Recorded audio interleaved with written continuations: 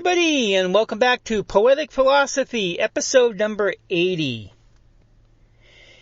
In this series of poems, I delve into the dream that I'm living now because I started reading a commentary about A Course in Miracles, which goes along the lines of my current thought. Is this what I want to see, or is it what keeps me in this place, this dream? A Course in Miracles says, what you see reflects your thinking, and your thinking but reflects the choice of what we want to see. So you can understand my concern. And when I'm trying to figure something out, I start to write. And so this episode is my first steps into this world. Humans are explorers. We love the mystery. We are curious, and sometimes I guess it gets us into situations, but I think we like it, and maybe even love it. Because if we didn't, why do we go? The commentary that I've been reading on A Course in Miracles is The Mystery of A Course in Miracles by Joseph Dewey, and you can find that over on Kindle. I have the Kindle version, but you can also buy the physical book if you want to. And the first couple, well, I have a few poems in here that they're letters. And a letter is another form of poetry. And that is to help you figure stuff out. You know, like if you want to ask someone who has passed on about something, you can write a letter to that person and just flow with the consciousness, and you'd be surprised what you get. Because the answer is within you, in your life experiences with that person. Or if it's a thing, or if it's an idea, or some type of experience, or just something you don't understand. You know, write about it. And that's why this first poem is entitled A Letter to A Course in Miracles. Because I don't fully understand, but I want to try and understand what this thing is. And by the way, I do have, I had bought A Course in Miracles, 2 books. One book was the original, and I think the other book was the edited version. I tried to read both, and I got lost. So when other people actually come up with commentaries and when people talk about it, I kind of read it because I'm going to try and understand this thing. So anyways, A Letter to A Course in Miracles.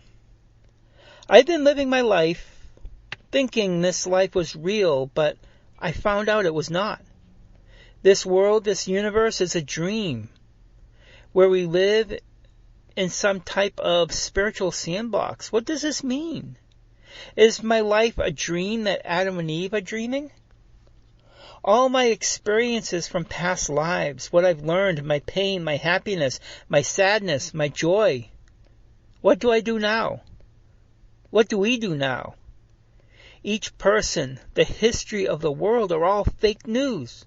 The Democrats, the Republicans, the Socialists, the free market. I'm sitting here on a bench at a laundromat.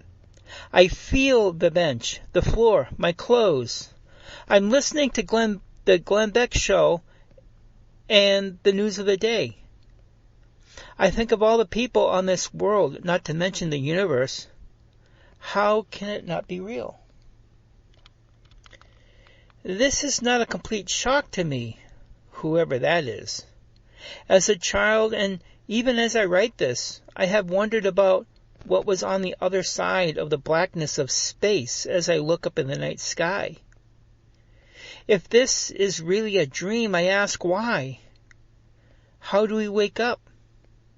Is this how AI feels as it wonders about the bigger world that it has never seen? And the next poem is entitled A Letter to the Matrix, and it kind of continues the thought. The mind makes it real, Morpheus says to Neo as he says, but I'm bleeding. This is A Course in Miracles teaching. Even the idea of the Matrix, as Morpheus tells Neo that he's been living in a dream world. Has this idea been with us through all time? Through all time, always. That just popped in my head. Has this idea been with us through all time? That we've been trapped, or we've trapped ourselves in this place? Has this matrix in the past been called purgatory? Or a place where we work off our sin? Maybe the original mistake? The idea that we could create a universe as God. Maybe it's like the Course says, until we let go of our past guilt and our fear of an angry God. But if all we need to do is wake up from the spiritual matrix, why have we not? Are we so addicted to the experiences of this place, the pleasures and pain? Or maybe this idea is also a false one because it came from the lower mind, so we'd not know the truth. Even in the movie, the story of the one was just another narrative of control. Maybe we've been living the dream for so long that we've come to doubt anything but the dream. If this were true, though, why do we wonder about the images we see when we sleep? Why is the word dream in our lexicon for as long as we can remember? Humans like a good mystery, so I guess I'll still look for its solution. One day truth will be known, as it always is revealed. Now, this next poem is another poem about letting go. I have a little commentary at the end of this. It's a short poem entitled Letting Go Again. The Course says the two main ideas we must let go if we are to know the truth of freedom, is guilt of the past and fear of the future. But we know this from our experiences here in this place, purgatory as some think, infinity cycle as others think. We know of guilt and fear, but we continue their addiction. Look at 2020, power over others, instead of the power over self. Have we truly forgotten who and what we are? We are trying to remember, and until we do, the harder will be our trials until the day of our true remembrance. Letting go is the hardest thing any of us will do. I've listened to those YouTube videos talk about letting go and becoming more of a minimalist, but they don't talk about the struggle. It seems easy to them.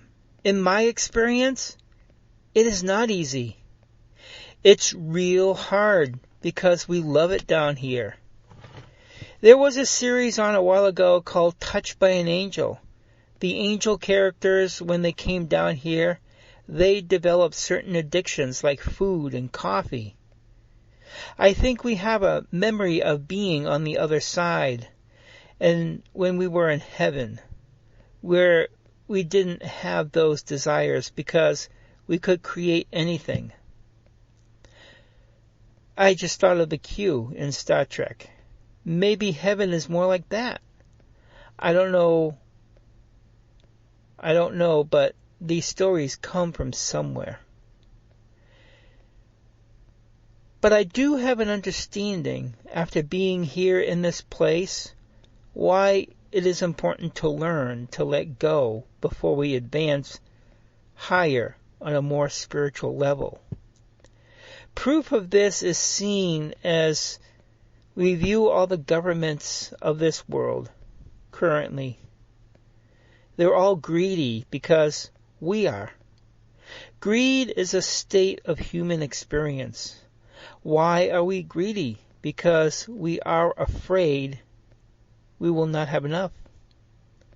A good way to control a population is to keep them in fear. But maybe we need to learn from the tattered leaf. And this is a short poem entitled A Letter to a Friend. I look at a tattered leaf with rips and holes, and see it is not the prettiest nor the most popular, but the wisest. Its color is faded, it has been through the toughest of times and still lives on.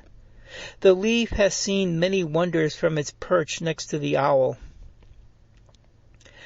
So next time you see the tattered leaf in your neighborhood, stop and talk to this wise leaf and learn something you might not have known or something you have forgotten. Your friend dances with words. Now, I had written that poem a long time ago. It's like one of my first poems I've read. And it is in my book, I'm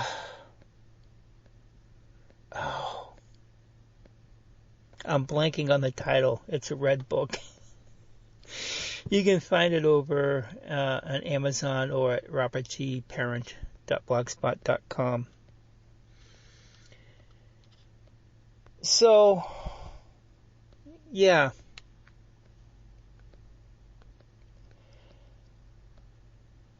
And I think I'm going to end this because there's a lot of stuff going on right now in this world.